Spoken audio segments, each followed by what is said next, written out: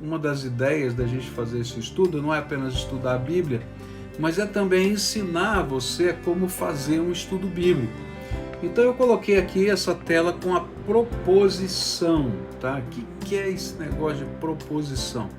Quando a gente está estudando a Bíblia, a gente, depois de ler, descobrir qual é o assunto do parágrafo que a gente vai estudar, a gente faz um pequeno resumo do que é a essência daquele parágrafo, tá?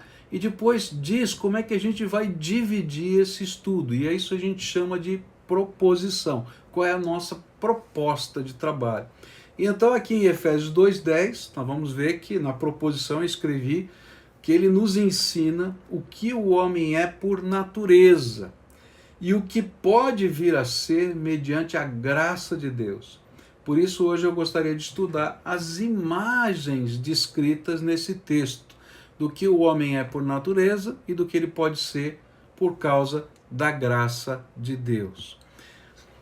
Olha, os meios de comunicação nos capacitam a entender a extensão mundial da iniquidade que a gente vive, tá?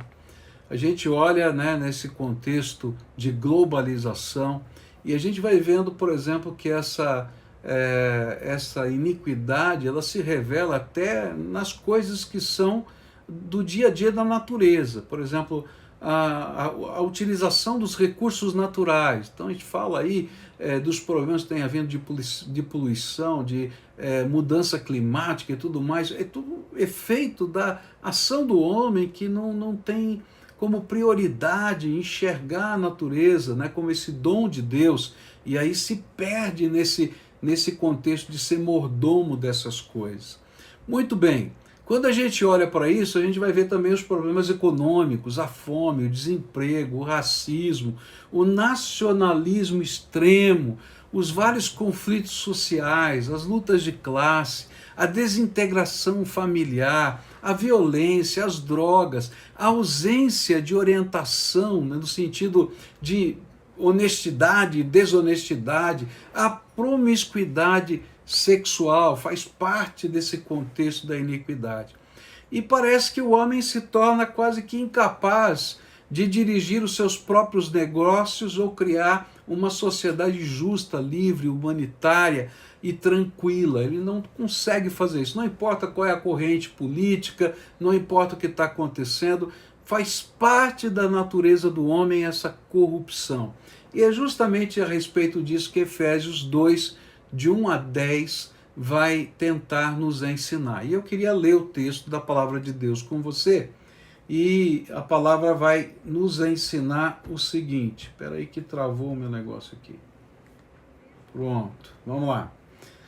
Vamos lendo aqui a palavra de Deus. Diz assim: vocês estavam mortos em suas transgressões e pecados, nos quais costumavam viver quando seguiam a presente ordem deste mundo, e o príncipe do poder do ar, o espírito que agora está atuando nos que vivem na desobediência. Anteriormente, todos nós também vivíamos entre eles, satisfazendo as vontades da nossa carne, seguindo os seus desejos e pensamentos. Como os outros, éramos por natureza merecedores da ira. Todavia Deus, que é rico em misericórdia, pelo grande amor com que nos amou, deu-nos vida com Cristo. Quando ainda estávamos mortos em transgressões, pela graça vocês são salvos. Deus nos ressuscitou com Cristo e com ele nos fez assentar nos lugares celestiais em Cristo Jesus, para mostrar nas eras que hão de vir a incomparável riqueza de sua graça, demonstrada em sua bondade para conosco em Cristo Jesus. Pois vocês são salvos pela graça, por meio da fé. E isso não vem de vocês, é dom de Deus, não por obras, para que ninguém se glorie, porque somos criação de Deus, realizada em Cristo Jesus, para fazermos boas obras, as quais Deus preparou antes para nós as praticarmos. Bom, esse é o texto que a gente vai estudar hoje, tá? E a primeira parte desse texto, que aparece nos versículos de 1 a 3, vai trazer o seguinte tema para a gente: o que o homem é por natureza? O que o homem é por natureza? Como é que é esse homem? E aí Paulo explica isso para a gente nas seguintes palavras. Ele diz assim: vocês estavam mortos. Então eu vou grifar aqui algumas palavras para ajudar vocês a perceberem aí o que Paulo está falando. Vocês estavam, deixa eu abrir aqui a minha caneta, não é? Senão eu não consigo. Muito bem, está aqui. Então aqui, vocês estavam mortos. Será que essa cor dá para ver aí? Vocês estavam mortos, tá? Em suas transgressões e pecados, nos quais costumavam viver quando seguiam a presente ordem deste mundo e o príncipe do poder do ar, o espírito que agora está atuando nos que vivem na desobediência. Anteriormente, todos nós também vivíamos entre eles, satisfazendo a vontade da nossa carne, seguindo os seus desejos e pensamentos, como os outros éramos por natureza merecedores da ira, tá? Então a gente tem aqui algumas dicas para a gente poder estudar. Então a primeira coisa que Paulo vai falar para a gente é que nós estávamos mortos. E esse é o primeiro contexto aqui. Olha, que coisa tremenda. Ele está dizendo assim: por natureza, por causa do pecado na nossa vida, nós estamos mortos. E isso é uma condição humana. Quando você coloca a cena do iPad, ele está travando o seu som. Opa. Usa a cena do iPad só para mostrar a imagem, mas fala com a cena normal. Estão me dando aqui algumas dicas, tá? E eu já sei, não sei por que ele está fazendo isso. Tá travando o som, é isso que você está falando? Tá? Ele fica picotado quando você usa a cena do iPad. Não deveria, mas tá bom. Então agora está picotando, é isso que você está falando? Nessa cena ele picota. Deixa a cena normal para falar, explicar, e usa a cena do iPad só para mostrar. O pessoal está me avisando aqui. Então eu vou trocar de aplicativo, que aí a gente consegue trabalhar com ele sem picotar aqui, tá? Então vamos lá. Muito bem, tá? Vamos ver se picota agora o som ou não? Ele tem um delay, já vai aparecer aqui o aviso. Ok, então agora espero que vocês estejam assistindo direitinho. Então nós estamos mortos, tá? E a Bíblia vai dizer para a gente como é que essa morte se origina dentro de nós. Então, Paulo vai dizer assim: olha, vocês estavam mortos em suas transgressões e pecados. Então, de onde vem essa morte? Essa morte vem por causa das nossas transgressões e pecados, tá? Então aqui, se a gente pegar, vamos ver se agora vai funcionar, tá? Olha aqui, transgressões e pecados, tá? Então aqui essas duas palavrinhas, elas estão classificando para a gente como a morte está sendo gerada em nós. Então a palavra aqui, né, transgressão, ela pode ser traduzida por um passo falso, uma travessia de uma fronteira conhecida. Então eu sei que aqui é o limite, mas eu ultrapasso esse limite. Ela pode ser traduzida também como desvio do caminho certo, ou então queda, né? Você está bem pertinho da linha de chegada e você cai. E então essas são as possíveis traduções dessa palavra. E o que Paulo está tentando nos passar é que a transgressão é um ato consciente de onde deveríamos chegar e nós ultrapassamos os limites estabelecidos conhecidamente. E a morte tem a sua origem no quebrar o paradigma da vida estabelecido por Deus. Deus está dizendo assim: olha, é aqui que você tem que viver, é desse jeito que você tem que viver. E aí eu ultrapasso esses paradigmas de Deus. E com isso vem a morte. Para ter um exemplo, né? Se você lembrar aquilo que aconteceu no Jardim do Éden, o Senhor disse: olha, de todas as árvores desse jardim você pode comer, menos essa aqui, porque no dia em que você comer, certamente você vai morrer. E a morte se instala quando aquele paradigma, aquele limite é ultrapassado. E aí o pecado entra na terra, tá? Isso aconteceu com Adão e continua acontecendo com toda a humanidade, tá? Quando a gente quebra os limites, né, a gente fere a nossa própria humanidade e fere a humanidade dos nossos semelhantes. Então, quando eu quebro esses limites, eu me machuco e machuco as pessoas que estão ao meu lado, tá? Os critérios, eles foram então alterados por nós mesmos e nós vamos atestar essa mudança, não é, com os prejuízos que advêm dessa quebra dos limites. E não é isso que a gente está vivendo nos dias de hoje, né? A gente vive isso na ética, a gente vive isso na sexualidade, a gente vive isso na justiça, a gente vive isso na verdade, a gente vive isso no amor. Por quê? Porque quando a gente também não tem limites no amor, a gente estraga o outro. Então, o que a Bíblia está colocando para a gente é que quando eu quebro os limites estabelecidos por Deus, uma morte se instala dentro de mim. E aí depois a gente vai ver que tipo de morte é essa. Outra palavra-chave aqui nesse texto são os pecados, está marcado aqui, os pecados, tá? Então, o que são os pecados, tá? É errar o alvo, não alcançar a altura de um padrão, ficar aquém do padrão estabelecido por Deus. É omitir-se daquilo que Deus tem para a nossa vida. E diante de Deus, nós somos tanto rebeldes, quando nós transgredimos, como fracassados quando a gente não alcança o alvo, tá? E isso resulta morte na nossa vida, tá? E aí vai surgir para nós uma pergunta, mas qual é o sentido da morte, tá?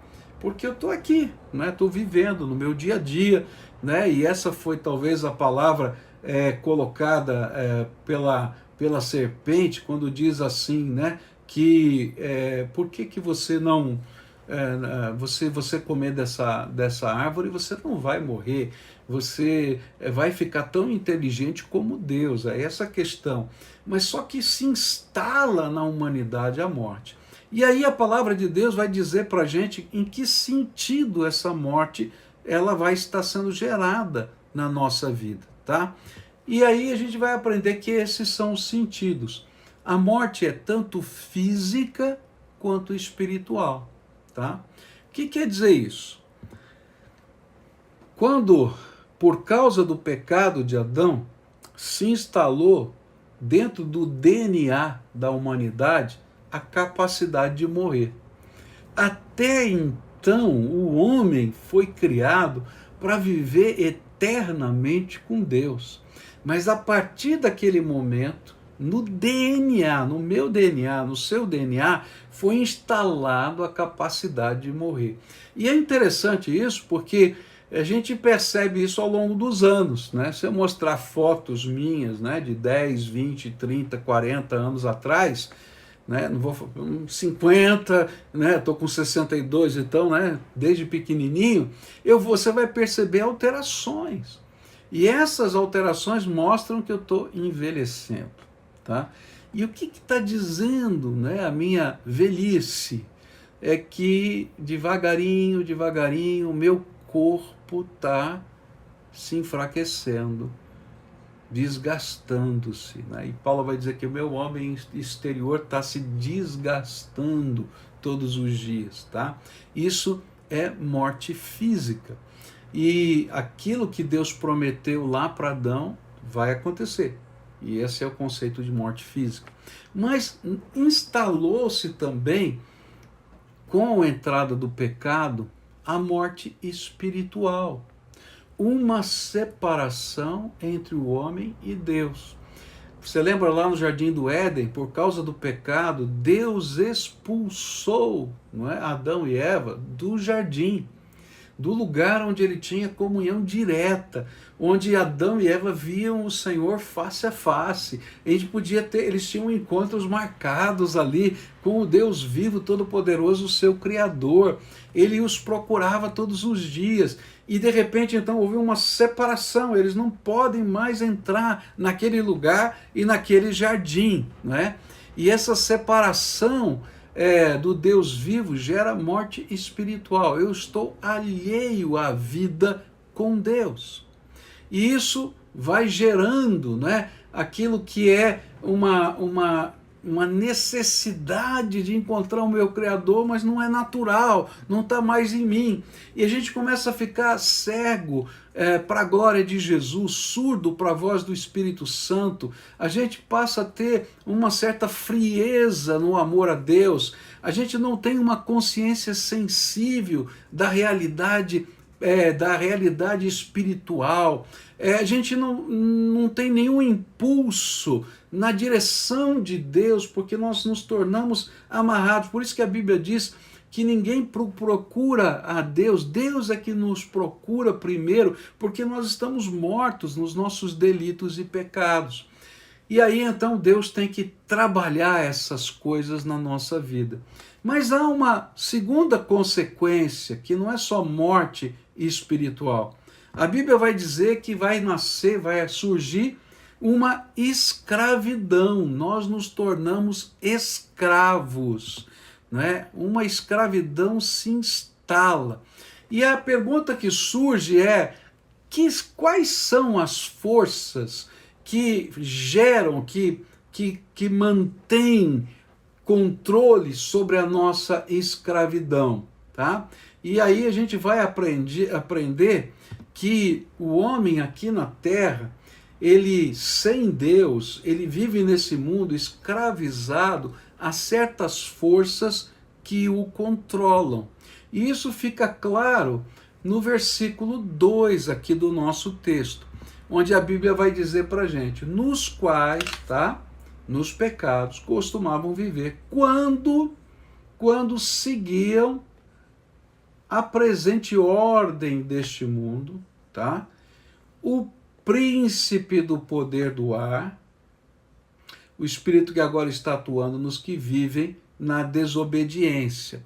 Então, quais são as nossas escravidões? O que é que está controlando a nossa escravidão? A primeira palavra aqui é mundo, tá?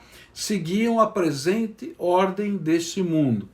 A palavra mundo aqui, ela não significa o universo, a Terra, ela significa um sistema de valores.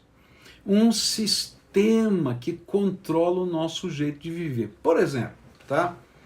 O sistema que está controlando a sua vida. Por exemplo, por que você corta o cabelo do jeito que você corta? Por que você usa a roupa nesse estilo e não naquele estilo? Quais são as cores da moda? Tá?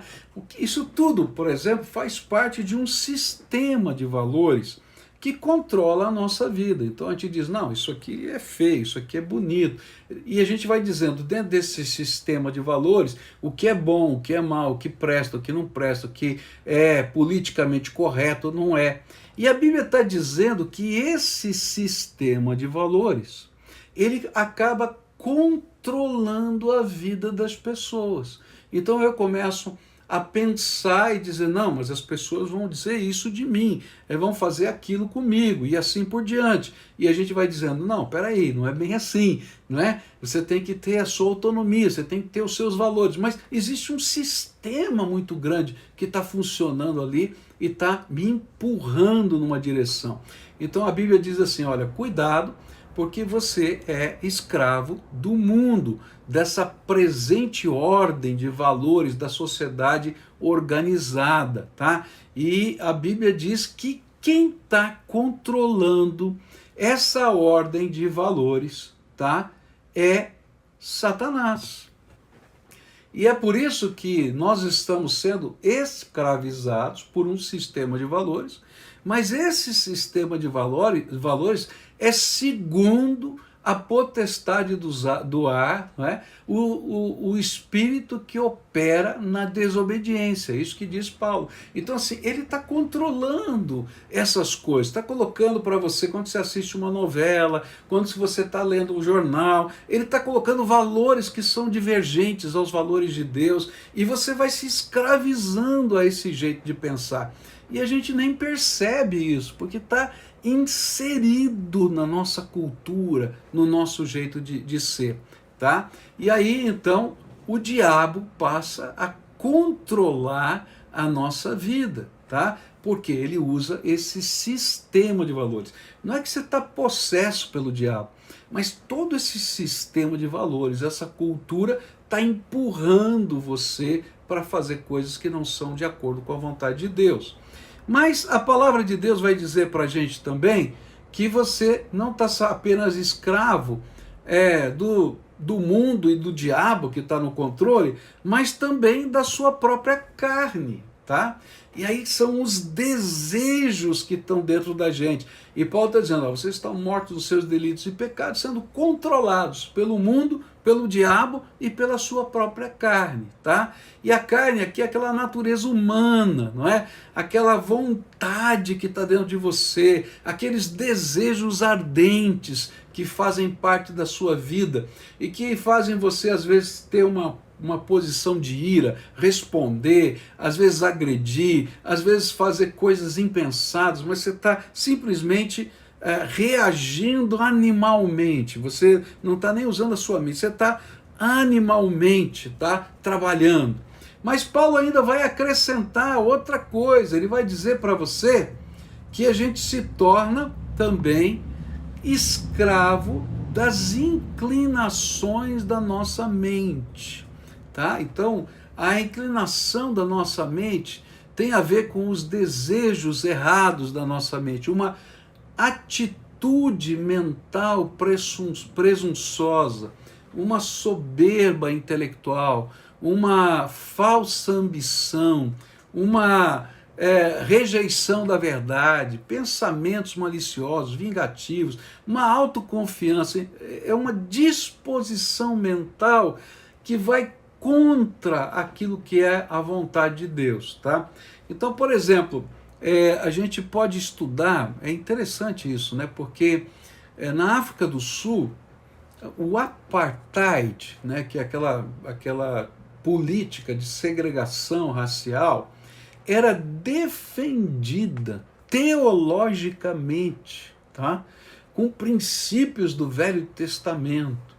E aqueles homens não conseguiam perceber que aquilo era pecado, porque eles tinham uma atitude mental tão empurrada pelo mundo, pelo diabo, pela carne, pela inclinação da mente, que eles não eram capazes de enxergar que aquilo era pecado. Tá? E disso que a palavra de Deus está falando, que a gente está morto, porque a gente não consegue nem ouvir a voz do Espírito na nossa vida. Tá? Bom, essa é a condição do homem natural, por natureza, tá? Mas o que Deus quer fazer com esse homem, tá? E aqui a gente vai aprender uma coisa tremenda, porque, melhor, antes disso, né, qual é a consequência natural de tudo isso que a gente está falando, tá? O versículo 3 vai dizer para a gente qual é a consequência, tá? Qual é a consequência de a gente estar morto espiritualmente e escravizado por tudo isso? Nós nos tornamos merecedores da ira de Deus. Tá? Nós nos tornamos merecedores da ira de Deus. Está aqui, tá? Por natureza, nos tornamos merecedores da ira, tá? Então, essa é uma questão que a gente precisa compreender. Nós estamos debaixo da ira, o castigo de Deus vai vir. Nós nos tornamos condenados por Deus. Essa é a ideia que a palavra de Deus vai apresentar para a gente, tá? Mas o que Deus quer fazer conosco, tá? O que é o homem, como vai se tornar o homem agora pela graça de Deus, né? Como funciona isso, tá? O homem pela graça de Deus. Muito bem. O homem pela graça de Deus, tá? ele é alguém que vai ser encontrado pela misericórdia. Todavia Deus, que é rico em misericórdia, pelo grande amor com que nos amou, deu-nos vida com Cristo, quando ainda estávamos mortos em transgressões, pela graça vocês são salvos. Então a primeira coisa que Deus vai fazer, por causa da sua graça, é nos dar uma nova vida. Esse é o princípio, Deus vai nos dar vida. Quando a gente ainda estava morto dos nossos pecados, Deus intervém. É por isso que Jesus vem, morre na cruz, toma o nosso lugar ali, verte o seu sangue para nos salvar dessa condenação, porque nós já estávamos mortos, nós não precisávamos fazer mais nada, só nascer, e a gente já estava, vamos dizer assim, condenado. E então o Senhor veio para dar vida para quem estava morto. E o que significa essa vida? Tá? Essa vida é tanto a vida eterna, porque um dia esse corpo vai morrer, mas ele vai ressuscitar, ou para a vida eterna com Deus, ou para a condenação eterna. Então Deus já começa uma obra de vida, tá? Que ele vai trabalhar em nós. Mas não mais só isso, tá? Ele nos dá uma nova vida nesta terra, onde a gente pode agora ter a experiência de ressuscitar espiritualmente e ter comunhão com Deus. E isso é tão forte, mas é tão forte, que Paulo vai falar o seguinte no versículo 6. Deus nos ressuscitou com Cristo e com ele nos fez assentar nos lugares celestiais em Cristo Jesus. O que é nos assentar nos lugares celestiais em Cristo Jesus? Ele nos dá vida e vida eterna, mas também ele ressuscita espiritualmente o nosso coração de tal maneira que eu posso ter comunhão com ele, e uma comunhão tremenda, a ponto de eu poder entrar nos lugares celestiais.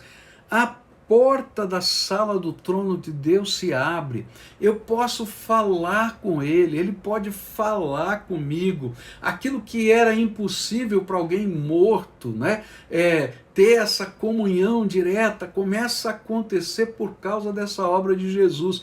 Jesus é o nosso mediador, o nosso salvador, mas através dele nós adentramos os lugares celestiais e podemos viver e experimentar a presença do Senhor. Nós que éramos escravos do mundo, da carne e do diabo, nós estávamos mortos para Deus com uma disposição mental arrogante. Jesus nos liberta e nos dá vida e nos coloca através do seu Espírito Santo na presença de Deus. E nos convida a ter acesso à sala do trono. E isso fica mais forte ainda, né? Quando a gente pode entender, né, o que significa sentar-se nesses lugares ali celestiais.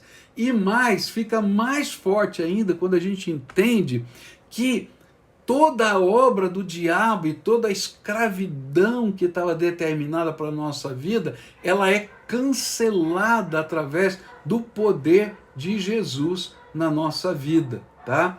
E então a gente vai ler isso lá em Efésios 1, 20 e 21, onde a Bíblia diz que ele usou quando ressuscitou Cristo e fez com que ele se assentasse ao seu lado direito no mundo celestial. Cristo reina sobre todos os governos celestiais, autoridades, forças e poderes. Ele tem um título que está acima de todos os títulos das autoridades que existem neste mundo e no mundo que há de vir. E aí ele derrotou Satanás na cruz, colocou debaixo dos seus pés. E é por causa disso que a gente pode ser livre. A gente pode ser livre, liberto dessa escravidão. E em Cristo, nós que éramos antes malditos, condenados, passamos a ser benditos. E é por isso que a carta começa no capítulo 1, versículo 3. Agradeçamos ao Deus e Pai de nosso Senhor Jesus Cristo, pois ele nos tem abençoado por estarmos unidos com Cristo, dando-nos todos os dons espirituais no mundo celestial. Sabe, então, o Senhor, ele está fazendo uma obra tremenda de salvação na nossa vida, tá? E isso implica na nossa salvação eterna. E o final desse capítulo vai falar exatamente sobre isso, sobre a salvação eterna, onde a palavra do Senhor vai dizer em capítulo 2, versículos 8 a 10, tá? Pois pela graça de Deus vocês são salvos por meio da fé. Isso não vem de vocês, mas é um presente dado por Deus. A salvação não é resultado dos esforços de vocês, portanto ninguém pode se orgulhar em tê-la. Pois foi Deus que nos fez o que somos agora, e em nossa união com Cristo Jesus, Ele nos criou para que fizéssemos as boas obras que Ele já havia preparado para nós. Então a gente vai ver aqui que Deus está nos dando salvação eterna. Nós estávamos condenados, mas em Cristo e só nele a ira de Deus e o juízo podem ser retirados de nós. E isso não pode ser comprado, tá? Então essa talvez seja a grande diferença, né, entre a doutrina católica e a doutrina evangélica, tá? Na doutrina católica, você tem que fazer por merecer a sua salvação. Então, as boas obras contribuem para a sua salvação. E isso pode ser feito de várias maneiras, tá? Então, a gente vai perceber que o movimento da reforma nasce quando Lutero se coloca contra a venda de indulgências, onde Tetzel afirmava que se alguém comprasse a indulgência que era dada pelo Papa, imediatamente, tá, os seus pecados eram perdoados. E se fosse comprado em nome de alguém que já tinha morrido e ele estava no inferno, né, ou ele estivesse no purgatório, na hora que caísse a moedinha na caixa da oferta, imediatamente ele pulava para o céu. Então isso não existe, por isso Lutero se revoltou contra essa doutrina, e ele então colocou que só pela graça de Deus nós podemos ser salvos. Nós não podemos comprar nossa salvação com os nossos dízimos, com as nossas ofertas, nós não podemos comprar a nossa salvação com as relíquias sagradas e com os amuletos, nem com qualquer forma de boas obras. Nós só podemos ter a salvação pela fé na graça de Deus. E termina, não é, esse texto afirmando para a gente uma coisa tremenda. Olha só, Deus nos faz testemunho eterno da sua graça. Então, a gente vai ver aqui, não é, que no versículo 7 diz assim: para mostrar nas eras que hão de vir a incomparável riqueza da sua graça demonstrada em sua bondade para conosco em Cristo Jesus. Porque vocês são salvos pela graça, por meio da fé, e isso não vem de vocês, é dom de Deus. Por toda a eternidade, tá? Os anjos, todos os seres criados vão dizer: o que é que Deus fez? Que coisa tremenda é essa? E nós seremos testemunhas eternas da grandeza da graça de Deus. Então, duas coisas a gente aprendeu aqui, tá? A primeira coisa que a gente aprendeu no estudo de hoje é que, por natureza, o homem está morto nos seus delitos e pecados. E a sua morte é uma morte tanto física, porque esse corpo está desfalecendo, quanto espiritual. A nossa comunhão com Deus está quebrada.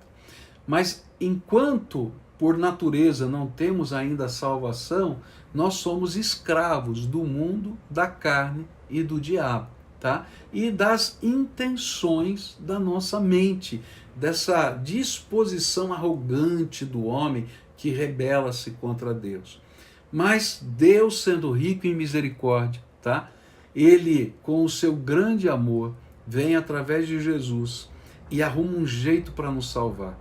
E então, através de Cristo, nós podemos ressuscitar da morte espiritual para a vida espiritual. Podemos receber o Espírito Santo na nossa vida, como aprendemos há 2 semanas atrás. Podemos ter livre acesso aos lugares celestiais em Cristo Jesus.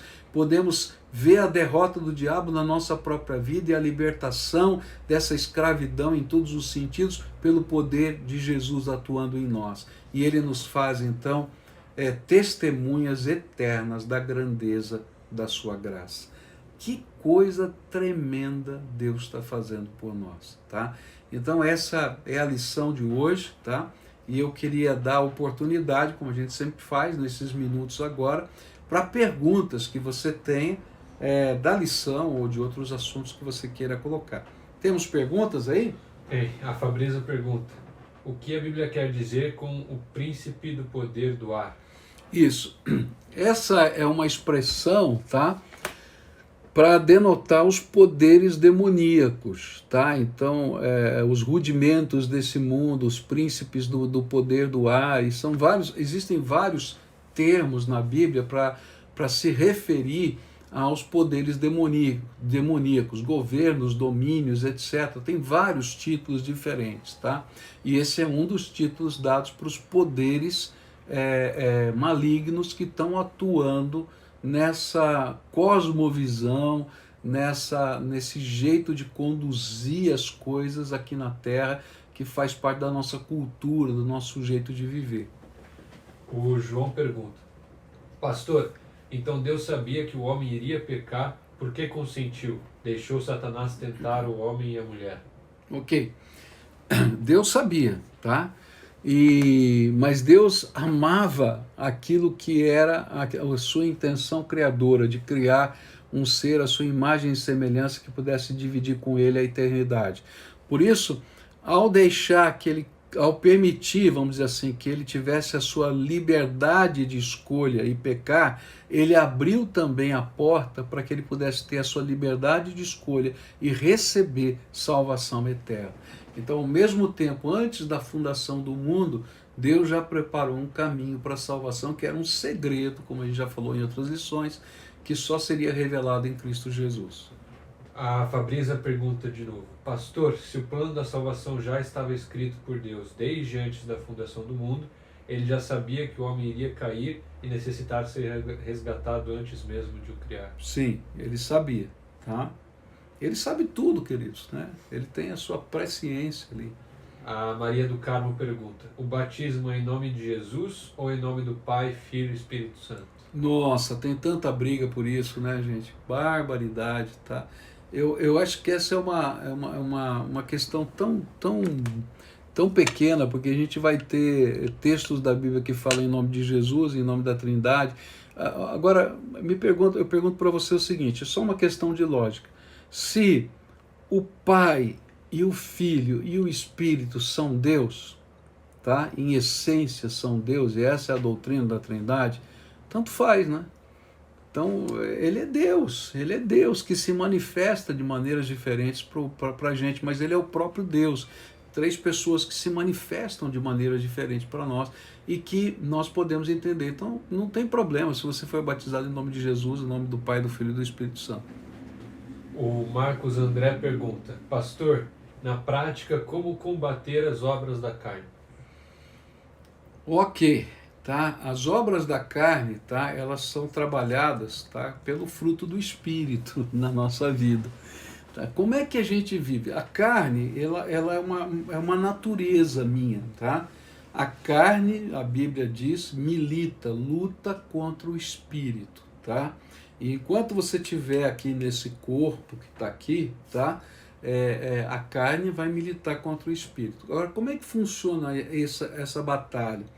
À medida em que você se deixa ser cheio do Espírito Santo, o fruto do Espírito transparece na nossa vida e anula as obras da carne no nosso coração, tá?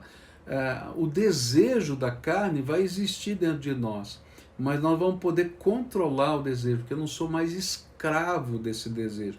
Antes era quase que incontrolável, mas agora eu tenho o poder do Espírito Santo agindo em mim, me dando uma nova vida, uma nova condição de vida pelo Espírito dele, tá? Mais perguntas? Sim. A Camila pergunta: como renovar a mente para ficar imune das tentações da carne? Tá. Então veja bem, a renovação da mente que está colocada aqui, tá? Primeiro, é de uma disposição mental. Paulo usa essa expressão para falar de disposição mental lá em Romanos. Então ele diz assim que o homem, ele é indesculpável porque Deus se revelou e assim por diante, mas que há nesse homem uma disposição mental de resistir a Deus, de através do seu orgulho, assim por diante, ele luta com Deus. Então, como é que a gente trabalha essa disposição mental? Primeiro, tá? Quando a gente se rende. Então, quando a gente rende a nossa vida ao Senhor, quando a gente rende as nossas intenções, os nossos planos, os nossos alvos, para que o Senhor faça a sua vontade na nossa vida, essa disposição arrogante que luta contra Deus, ela é vencida no nosso coração. E a gente começa então a ter o auxílio do Espírito Santo, o auxílio da palavra de Deus, que vai dizer, olha, esse não é o caminho, apesar que todo mundo está fazendo isso aqui, mas o caminho é esse outro que está aqui, e a gente vai viver nesse caminho do Senhor, que a gente vai poder desfrutar dessa graça dele.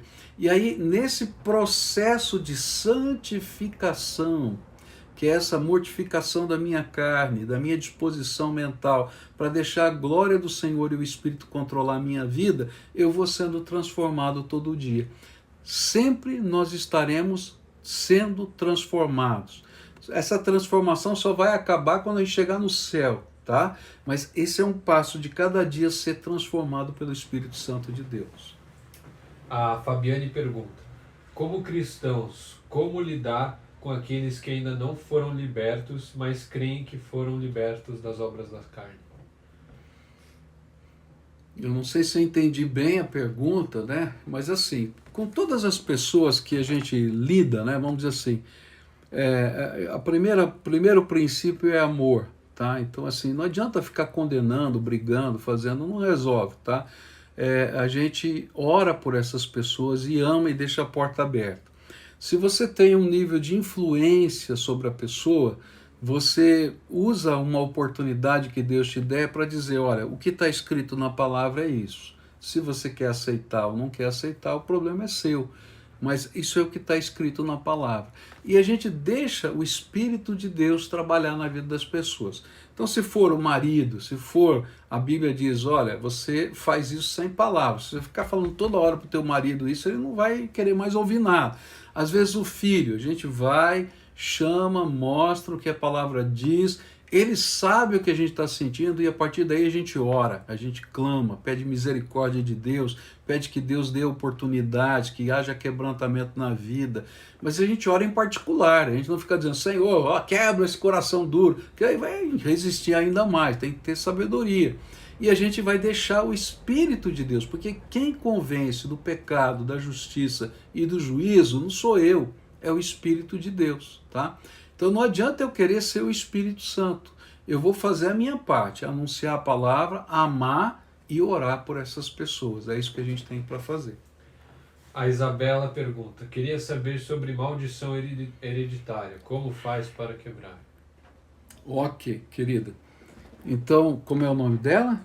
Isabela. Isabela, querida. Então vamos aprender uma coisa aqui linda, tá? Existe maldição hereditária? Existe, tá? Existem demônios familiares que passam de uma geração para outra? Existe. Mas como é que isso cessa? Quando você recebe Jesus como Senhor e Salvador da sua vida. Se você já recebeu Jesus como Senhor e Salvador da sua vida, se você já confessou os seus pecados, se você tem certeza da sua entrega para o Senhor, então não fique preocupada mais com isso, porque a Bíblia diz que Jesus levou sobre ele toda a maldição que estava sobre a sua vida quando você recebeu como Senhor e Salvador. Foi cravado lá na cruz. Então isso é a nossa libertação, tá? Se lá no passado, né, os pecados dos pais passavam para o filho até a terceira geração, como está lá no Velho Testamento, em Cristo, tá? Em Cristo há uma ruptura e isso cessa. Por quê? Porque Cristo carregou na cruz toda a nossa maldição. Como é que resolve o problema de maldição hereditária? Recebendo Jesus como Senhor e Salvador da nossa vida, confessando como o nosso Salvador eterno e dizendo, olha, eu não quero nada com o passado que já aconteceu, que eu lembre, que eu não lembre, que eu saiba, que eu não saiba, eu quero Jesus na minha vida, e isso é libertador, querido. A Aline pergunta, explica o paradoxo, por favor, é complicado. Deus nos criou, inclusive com todos esses sentimentos. Por que cobra tanto que lutemos contra eles se são naturais? Ok, então vamos lá. O paradoxo é simples, tá? Eles não eram naturais até a queda, tá? Quando nós quebramos os limites, lembra? Transgressões e pecados quebraram e geraram morte espiritual. Foi isso que a gente aprendeu. Então, eles passaram a ser os dominadores na nossa vida. Então, o que a gente está fazendo? O que Jesus está fazendo na nossa vida através da nossa conversão? Ele está nos restaurando a condição que ele tinha como propósito na criação. Então, ao invés de ser dominado pelos pecados, ou dominado pela carne, pela disposição mental, ou dominado pelo diabo, ou pelo curso desse mundo, a gente agora está sendo transformado, está sendo modificado pela presença do Espírito, pela palavra de Deus e pelos valores do reino. E eu posso escolher o que eu quero fazer. Tá? Por exemplo, vamos pensar um pouquinho, a gente logo vai entender. Tá? É a coisa mais natural quando você tem raiva de alguém querer dar um tapa nesse cara. Não é verdade? Quando sobe o sangue na minha cabeça, dá uma vontade de ir lá, não é? E eu vou dizer até mais, tem vontade de falar assim, Senhor, eu queria matar esse cara aqui. Tá? Por que você não faz? Porque tem consequências. Essas consequências são limitadoras. Você limita o desejo da sua carne. Por que você não faz? Porque é um desejo natural da sua carne. Porque você sabe que é ruim, que isso vai criar mais problemas. O que a Bíblia está dizendo é que não é apenas essas coisas que são ruins, tem outras que são aceitas pela sociedade e que são aceitas pelo curso desse mundo que é dominado pelo príncipe da potestade do ar, que você está aceitando como natural, que de fato não são naturais. E que a gente tem que voltar aos padrões estabelecidos por Deus, porque quando eu quebro esse padrão, eu estou transgredindo. E isso me afasta dessa comunhão com Deus. Aí eu preciso da ação do Espírito na minha vida. A Noemi pergunta, pastor, por que devemos orar em nome de Jesus Cristo? Por quê? Tá? Porque só existe um mediador entre Deus e os homens. Tá? Como é que a gente tem acesso aos lugares celestiais? A Bíblia diz que a gente tem acesso aos lugares celestiais em Cristo Jesus. A Bíblia diz que eu posso entrar com ousadia na sala do trono porque eu tenho um sumo sacerdote que intercede por mim. Então, quando a gente estava lá na época, né, quando o mundo estava na época do Velho Testamento, o sumo sacerdote entrava uma vez por ano no Santo dos Santos e fazia uma oferenda pelo pecado da nação. E o que a Bíblia está dizendo, olha, assim como o sumo sacerdote intercedia pela nação, Jesus é o nosso sumo sacerdote que nos leva até o trono da graça. Então eu oro em nome de Jesus, eu não oro em nome de Maria, eu não oro em nome de um santo de devoção, eu não oro em nome de qualquer outra coisa, a não ser no nome de Jesus, porque Ele é que me dá esse acesso. Então digamos assim, tá? Que eu dissesse para você o seguinte, eu vou te dar a senha do meu cartão do banco, tá? E você vai lá, tá, no banco e saca o dinheiro. Vai aparecer o seu nome lá na conta ou vai aparecer o nome do dono do cartão? Vai aparecer o nome do dono do cartão. Mas não foi você que entrou lá? Mas você usou a senha dele, que é a assinatura eletrônica, tá? Então a gente entra no trono da graça com a assinatura eletrônica, com a assinatura digital, com a assinatura de Deus, com a assinatura espiritual de Jesus Cristo. Pai, eu sei que eu não mereço nada, mas por causa daquilo que Jesus fez por mim, tenha misericórdia de mim e derrama a tua graça. É isso que significa orar em nome de Jesus. A Cleide pergunta, Quando o Senhor diz que o homem, depois do pecado, foi condenado à morte, é pela afirmação que fomos criados à semelhança de Deus, que é imortal? O homem, depois do pecado, foi condenado à morte, é pela afirmação que fomos Sim. criados à semelhança de Deus. Deus nos criou para viver a eternidade com Ele. Esse foi o princípio da criação. Não havia morte antes do pecado. O pecado é uma consequência natural da morte, tá? Então, vamos dizer assim, na criação, o homem era imortal. Ele vivia junto com a dimensão dos anjos ali e etc.